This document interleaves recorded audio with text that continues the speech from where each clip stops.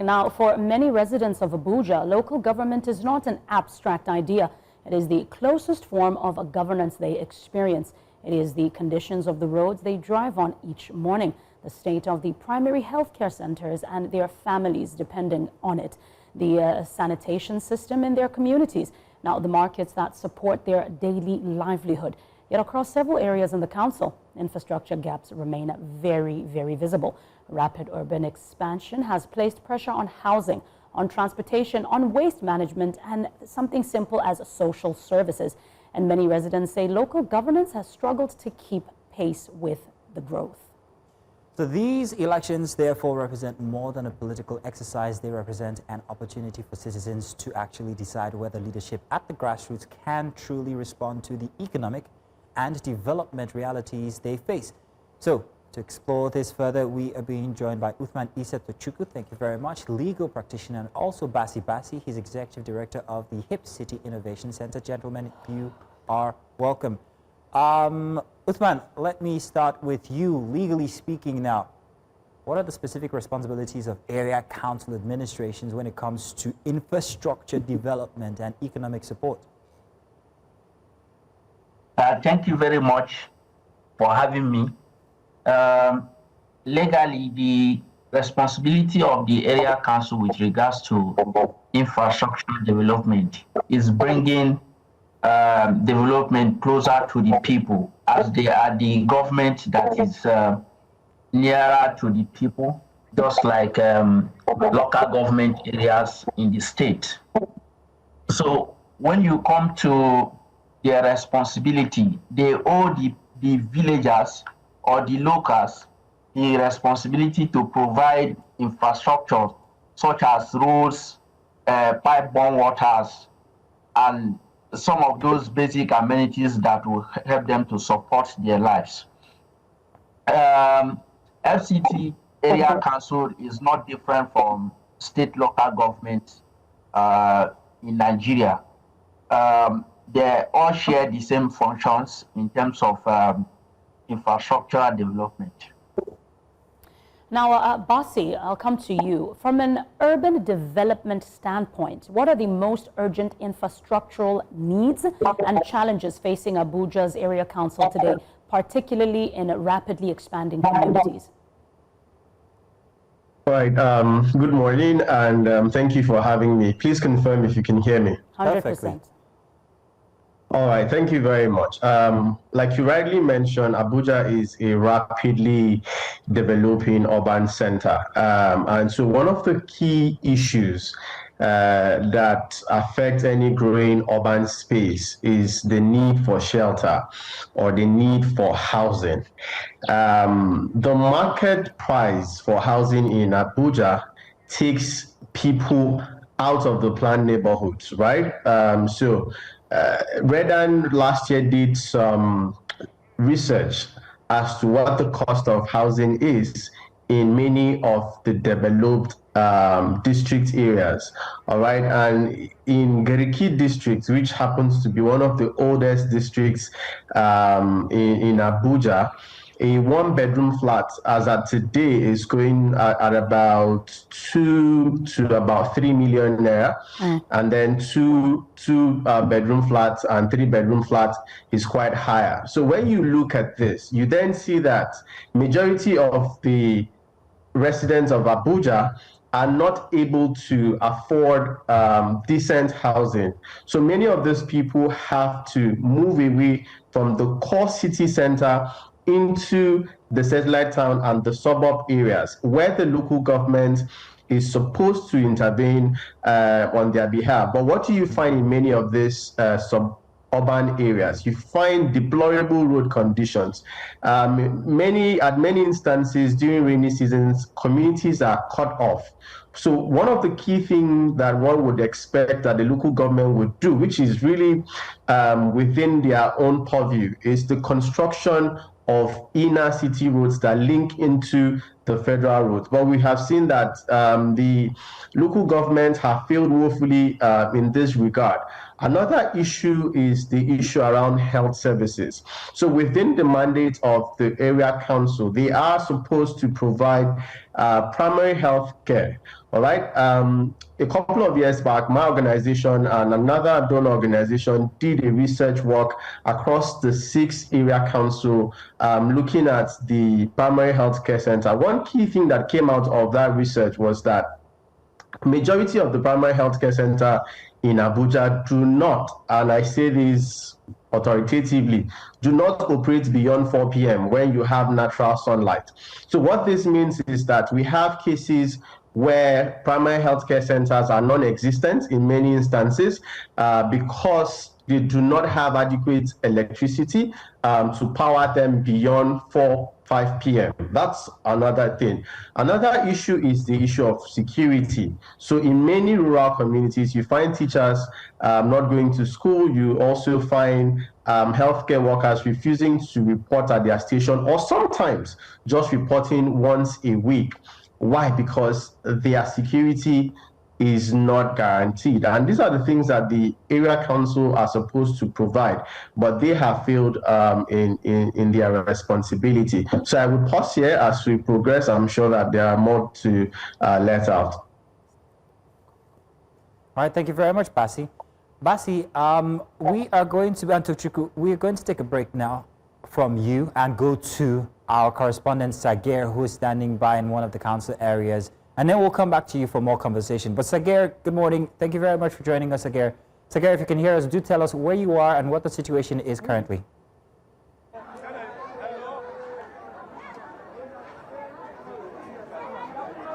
Good morning, Mazino. Good morning, Inam. I am in Abaji Area Council. Abaji Area Council is indeed the border area council in the Federal Capital Territory that connects the Federal Capital Territory to actually 3 states, to Kogi State, to Nasarawa State, and also to Niger State. That is the peculiarity of Abaji Area Council. But also, this is Ungwan Husseini Wanzam polling unit, and as you can see, there's quite a couple of activities.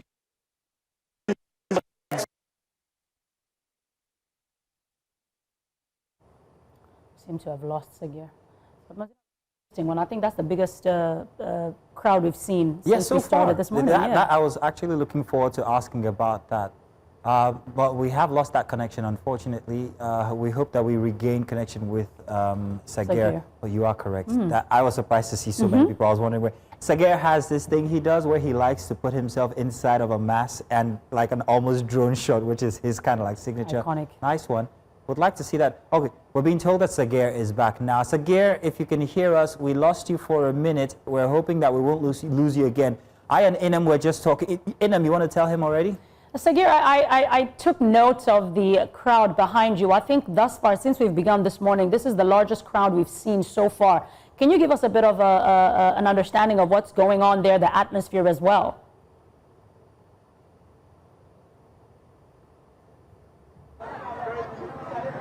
Well, Mazino, I don't know at what part you lost me, but I mentioned that this is Abaji Area Council. Abaji Area Council is an area council that's known to be the border area council that connects around 3 states to the Federal Capital Territory, including Niger State, Kogi State, and also Nasarawa State. Well, activities are going on, quite a lot of activities, but I'll walk you through some of them. Right now, if you look towards that angle, you see individuals with their hands on the wall. That is because that is where the voter register is pasted.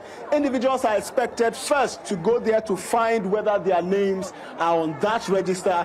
Then they proceed to the queues that you can see on this point here. They line up for accreditation. Now, it is at this point you are expected to produce your voter's card to the polling agent who will be waiting to screen them, and of course use the BVAS machine or the electronic accreditation system to identify you on the BVAS machine. You then proceed. I can't show you that, but on this side, it's there. You would see. You then be, directed to the next official who gives you the ballot paper and then you vote. Voting materials came to this polling unit quite early. So did voters as well. I spoke to a couple of them behind the screens, and they mentioned to me that they are quite satisfied with the process. But I'll not be leaving it at that, as I'll be speaking with some of them right now on air to give a feel of the situation. I have somebody right here. Good morning, sir. Good morning. Yes, we're live on News Central Television. I just want you to give us an assessment of what's going on here. Are you satisfied with the way the process is going on now? Very okay. Very okay. I can see everybody is casting their votes, and that's what we need. Everything is peaceful. Thank you. So as at the time, can you tell us what time materials came and whether you're satisfied with the time that they came and the process of the polling and electoral officials here right now? I think it's okay. About 8 o'clock, they started. It's okay like that. Yes. Have you casted your vote though? No, I'm about to. No problem. Thank you very much. I also have another person who is here that I intend to speak with. Morning, bros. Please come forward. Interestingly, he's an Arsenal fan. He's here to cast his vote. Whether they will carry the league, well, that will be decided later, but then he's here. Good morning, sir. Good morning, sir. Yeah, that's the camera right there. Yes, ma'am. Good morning, sir. Okay, so talk to us. What's going on? Are you satisfied? I'm satisfied with the election, okay. And the election is cool and calm. Yes. You don't have any concerns with arrival of materials, no. Of polling officials and the likes of that? No, ma. No, sir. Okay. No, sir. You. Yes, sir. So much. Then what about priority voting for women and also for the elderly? Is that also going on around here? Yes, sir. Yes, sir. And inshallah, we are praying APC is going to win the election. No, you shouldn't say that on air. That's wrong. You shouldn't say that on air. Please discountenance that. Well, Mazino, individuals are quite comfortable and also quite confident that activities here are going on quite well. I would like to show you much more of what's going on around this vicinity, but I'm sure that from your screen you can see that the crowd is here.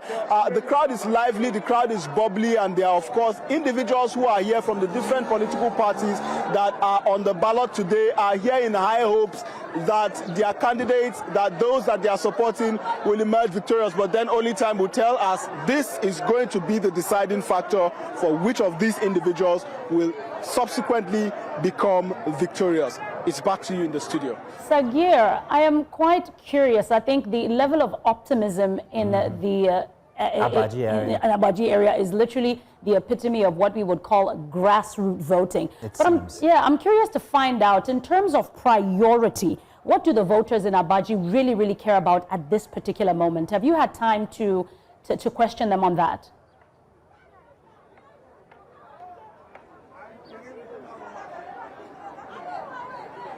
Well, if it's about expectations for residents here in Abuja, it's quite similar to what other residents in the different area councils are asking for.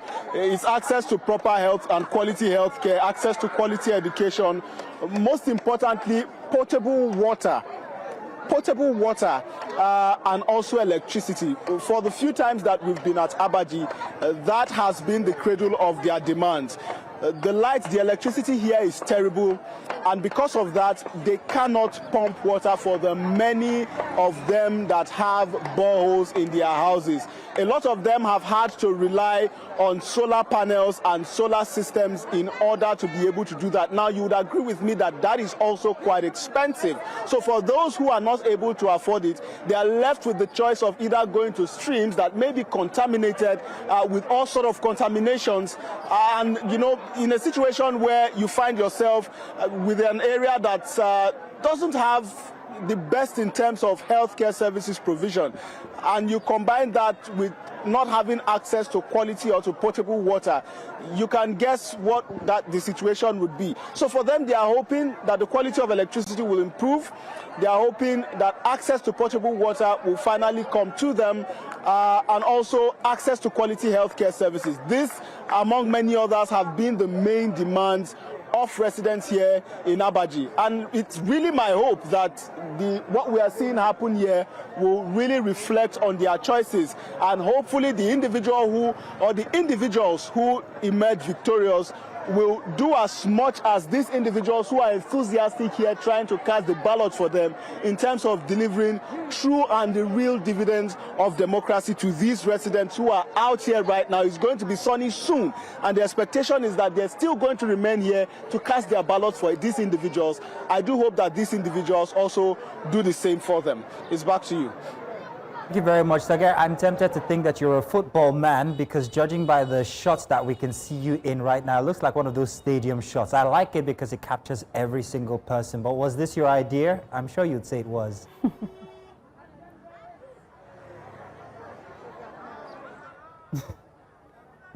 I think there's a bit of a delay Well, there. whether it's mine or it's that of my cameraman, you can just say that the team is a creative team. So, Indeed. And I'm glad that you can see the shot and you appreciate the shot. Indeed, I'm sure I'm not the only one who does. Thank you very much, Sagar. We will come to you subsequently for more from Abaji. And now let's get back to our conversation. We have Uthman Tochukwu and, of course, Bassey Bassey, who is still with us. Bassey Bassey, let me come to you. Bassey, we've just seen Abaji. First off, let me ask you, and Tochukwu as well, are you guys going out to vote? Yeah, so my own polling unit is here in the Gui ward of Amak, so yes. And Uthman, will you be going out to vote today? Yeah, sure. I will be Fantastic. going out to vote. Now, the reason why I'm not far asking from my this polling unit. is because I'm trying to show the stark reality here between the council areas outside of Amak. As you can see, the visuals that we've just seen from Abaji has a packed polling unit. We've seen those from Kuje, if I'm not mistaken, and also Karu, and Garki as well, we'll have Betin and Weli. And we didn't see much people. We didn't even see much officials. So what exactly is going on here with the differences that we are seeing? We are finding places with low development, as Sagar, our correspondent, has just told us about the challenges that people in Abaji are facing, electricity, water, and the rest. But in the more developed areas where you perhaps have better electricity and amenities, you have very little turnout. Bassey, what do you think might be responsible for this early non-turnout situation we see? Okay, so I would say I would respond based on experience. I think that within the Amak region or the Amak area council, we have people who have purchasing power and have been able to compensate for the inadequacies of the area council. So take, for instance, within Amak, you will find a lot of persons who have migrated from on-grid electricity to off-grid, so they are providing their own electricity. You would also find people who are solely running on their own borehole, so they do not, because of course in places like Lugbe you do not have pipe-borne water, so people solely rely on their own borehole which they have dug for themselves. You talk about security. In almost every area within Amak, you have residents, neighborhoods, either coming out by themselves to guard themselves or paying the vigilante or the civilian JTF to provide security for themselves. So basically, residents of Amak are providing almost everything that the local government is supposed to provide for them. So at some point, it becomes almost like, what do I need from them? Which is by itself a wrong notion, because we need to hold these people accountable. But I would say that this is one of the reasons why we have this voter apathy, especially within the enlightened areas of the FCT. So that would be just my simple answer to your question. So, Uthman, I don't know if you agree. Do you think that this is so? Do you think that people in the Amak area are providing these amenities for themselves? Because I'd like to think that they're more advantaged when it comes to development. I think I won't differ much from what Bassey has said. And mostly it happens like this in every elections. People who lives in an urban area or who lives in the city are more likely to show political apathy, simply because they have all the things that government would ordinarily would have given them. And that is why it is happening like that in Amak. Amak is one of the most developed areas in terms of the area councils in Abuja. And from what Bassey has said, I won't differ much, because it is just how it is in every election cycle here. Well, I don't know if you agree, Inem, here. It's a very interesting, and you actually pointed that out when we took a look at Sagar's shot. For driving development, or at least advocating for it, was the LP. We don't see the LP here anymore. Do you think there's still that youth representation when it comes for the call for development in Amak this year?